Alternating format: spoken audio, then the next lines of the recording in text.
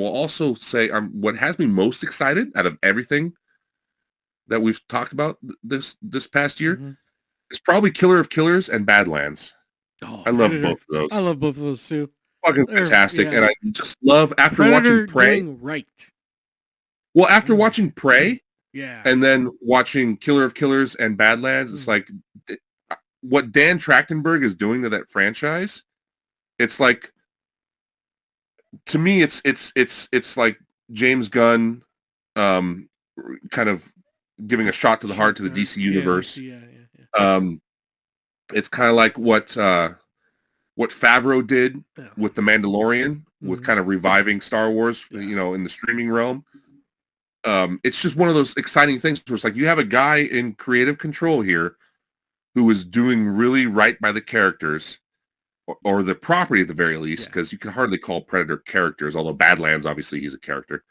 But just expanding the lore, and making good quality work, not just saying, okay, we have the license to this character, let's crap out a movie because it'll sell a certain amount of tickets, which is what they did with the last Predator movie, the Shane Black one, The Predator, I think it's called. Yeah, The Predator. Yeah.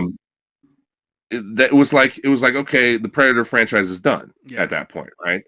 But then Trachtenberg comes in and does Prey, and it gives a shot in the arm to the franchise, right? And all of a sudden it gets glowing reviews.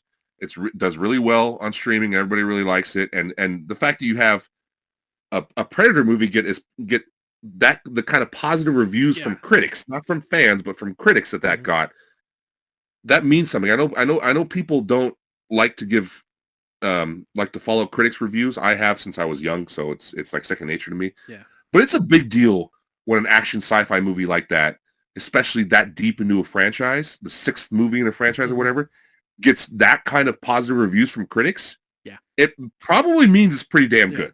Well, because critics are very quick to dismiss something like that. Well, critics I'll if they give something positive in the action, sci-fi, and horror, they give positive reviews to those because they're usually very dismissive of those. Yeah, exactly. They usually don't if they give positive reviews to a horror movie, it's usually a good sign because they're usually dismissive of horror movies, right? Exactly. So if they give a positive review to a sci-fi action movie that's like 6 deep into a franchise, it's probably a good sign because they are they're going into that movie expecting to not like it. Exactly. Yeah.